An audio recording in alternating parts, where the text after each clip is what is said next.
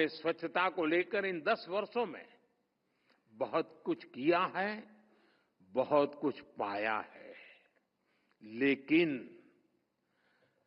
जैसे गंदगी करना ये रोज का काम है, वैसे स्वच्छता करना भी रोज का ही काम होना ही चाहिए।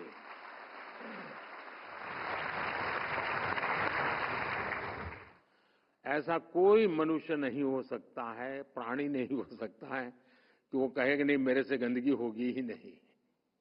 अगर होनी है तो फिर स्वच्छता भी करनी ही होगी। और एक दिन एक पल नहीं, एक पीढ़ी नहीं, हर पीढ़ी को करनी होगी। युगों युगों तक करने वाला काम है।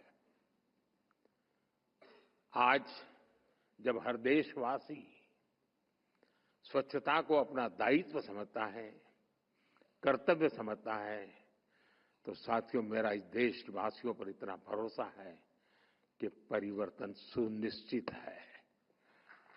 देश का चमकना ये सुनिश्चित है।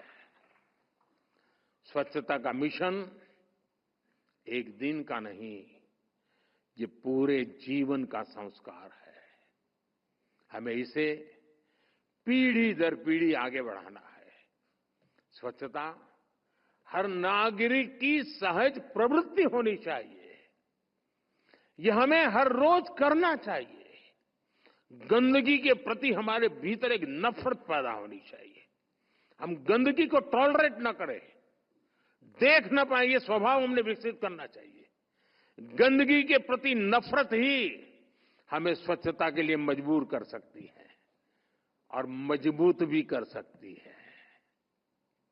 हमने देखा है कि कैसे घरों में छोटे छोटे बच्चे साफ सफाई को लेकर बड़ों को मोटिवेट करते रहते हैं। मुझे कई लोग कहते हैं कि मेरा पोता, मेरा नाती ये टोकता रहता है कि देखो मोदी जी ने क्या कहा है, तुम क्यों कचरा यहाँ डालते हो, कार में जा रहे हैं बोले बॉटल क्यों बाहर फेंकते हो, बॉटल रुकवा देता है। ये आंदोलन की सफलता उसमें भी बीज बो रही है। और इसलिए आज मैं देश के युवाओं को, हमारी अगली पीढ़ी के बच्चों को कहूंगा, आइए हम सब मिलकर के डटे रहें। आइए डटे रहिए, दूसरों को समझाते रहिए, दूसरों को जोड़ते रहिए। हमें देश को स्वच्छ बनाए बिना रुकना नहीं है। 10 साल की सफलता ने बताया है कि अब आसान हो सकता है, हम अचीव कर सकते हैं और गंदगी से भारत मां को हम बचा सकते हैं। साथियों, मैं आज राज्य सरकारों से भी आग्रह करूंगा कि वे भी इस अभियान को अब जिला, ब्लॉक, गांव, मोहल्ले और गलियों के लेवल पर ले जाएं। अलग अलग जिलों में, ब्लॉक्स में स्वच्छ स्कूल की स्पर्धा हो, स्वच्छ अस्पताल की स्पर्धा हो, स्वच्छ ऑफिस की स्पर्धा हो, स्वच्छ मोहल्ले की स्पर्धा हो, स्वच्छ तालाब की स्पर्धा हो, स्वच्छ कुएं के किनारे की स्पर्धा हो, तो एकदम से वातावरण और उसके कंपटीशन है, उसके हर महीने 3 महीने इनाम दिए जाएं, सर्टिफिकेट दिए जाए। भारत सरकार सिर्फ कंपटीशन करे और 2-4 शहरों को स्वच्छ शहर, 2-4 जिलों को स्वच्छ जिला, इतने से बात बनने वाली नहीं है। हमने हर इलाके में ले जाना है। हमारी म्युनिसिपैलिटीज भी लगातार देखें कि पब्लिक टॉयलेट की अच्छे से अच्छे मेंटेनेंस हो रही है, चलो उनको इनाम दें। अगर किसी शहर में व्यवस्थाएं पुराने ढरे की तरफ वापस लौटी तो उससे बुरा क्या हो सकता है। मैं सभी नगर निकायों से, लोकल बॉडी से आग्रह करूंगा कि वे भी स्वच्छता को प्राथमिकता दें, स्वच्छता को सर्वोपरि माने।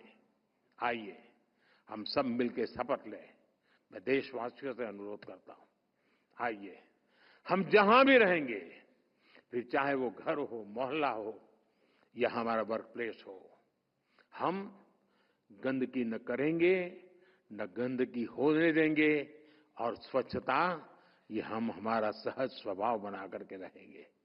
जिस प्रकार हम अपने पूजा स्थल को साफ सुथरा रखते हैं, वही भाव हमें अपने आसपास के वातावरण के लिए जगाना है। विकसित भारत की यात्रा में हमारा हर प्रयास स्वच्छता से संपन्नता के मंत्र को मजबूत करेगा। तेजी से बदलते हुए इस समय में आज हमें स्वच्छता से जुड़ी चुनौतियों को भी समझना जानना जरूरी है। जैसे जैसे हमारी इकोनॉमी बढ़ेगी, शहरीकरण बढ़ेगा, वेस्ट जनरेशन की संभावनाएं भी बढ़ेगी। कूड़ा कचरा ज्यादा निकलेगा और आजकल जो इकोनॉमी का एक मॉडल है यूज एंड थ्रो, वो भी एक कारण बनने वाला है। नए नए प्रकार के कूड़े कचरे आने वाले, इलेक्ट्रॉनिक वेस्ट आने वाला है। इसलिए हमें फ्यूचर की अपनी स्ट्रेटेजी को और बेहतर करना है। हमें आने वाले समय में कंस्ट्रक्शन में ऐसी टेक्नोलॉजी डेवलप करनी होगी जिससे रिसाइकल के लिए सामान का ज्यादा उपयोग हो सके।